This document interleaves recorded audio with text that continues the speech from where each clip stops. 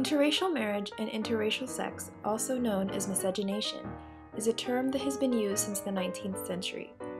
To understand this concept of race mixing, let's first look closely at how it is portrayed through films.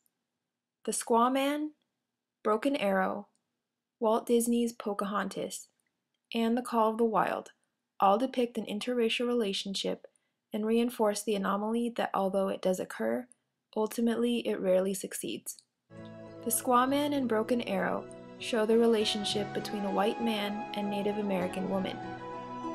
They also both end with the Native American women dying in order for the white man and white civilization to carry on. As for Pocahontas and The Call of the Wild, while one shows miscegenation occurring between a Native American woman and white man, the other demonstrates a relationship between a Native American man and a white woman. However, both films escape conflict between whites and Native Americans and show how the relationship does not work out in the end. The film that was most significant and paved the way for all of the cross-race films that followed was Edwin Milton Royal's The Squaw Man. It had a great amount of impact in setting expectations for one of the ways miscegenation was utilized by filmmakers. When the British elite James marries an Indian maid, he becomes the Squaw Man, and their relationship is looked at negatively. While they start their lives together and even have a son, it looks as if it is a relationship that may work. However, once the Indian woman kills herself, our expectations are reinforced, and her death cleared the way for the white individuals to be happy and go on in peace. In comparison, the anomaly is seen again in the later made film, Broken Arrow. Tom and Sonciare get married and they seem to be accepted, while living some days of happiness.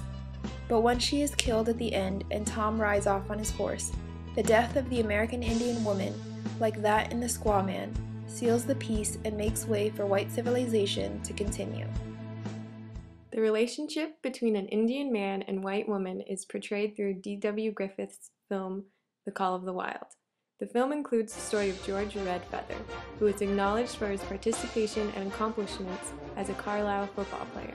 However, he confuses his civilization for equality and proposes to a white woman. In most films that use this dynamic, the Indian man is rejected and feared by the woman. In anger and disappointment of the woman's rejection, Redfeather returns to his tribe and seeks vengeance on the woman who is captured by his people.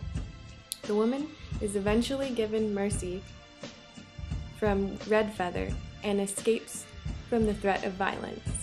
Although this example shows the resolution of the dispute between an Indian man and white woman, it fails to represent the success of their relationship, as does the film Pocahontas. Pocahontas and John Smith's relationship evolves throughout the film. However, Smith is wounded and must leave back to England in order to survive. Pocahontas stays behind with her people and says that she will always be with him. Again, there is no conflict between the white man and Indian woman, but there is a barrier that keeps them from succeeding in their interracial relationship. Filmmakers glorified miscegenation for their own advantage to exaggerate the social barriers that created conflict within the interracial relationships. It created a fear of miscegenation and portrayed the idea as an intangible goal despite the actual gains society has made. Although in 1817, 1912 through 1913, and 1928 there were anti-miscegenation amendments proposed, there was not a nationwide law that prohibited racially mixed marriages. And in 1967 it was ruled by the U.S. Supreme Court in Loving v. Virginia that anti-miscegenation laws were unconstitutional. Following the ruling, miscegenation laws were no longer practiced in 16 states that still enforced them. The repeal of miscegenation laws was not complete until 2001 when Alabama stopped enforcing their law.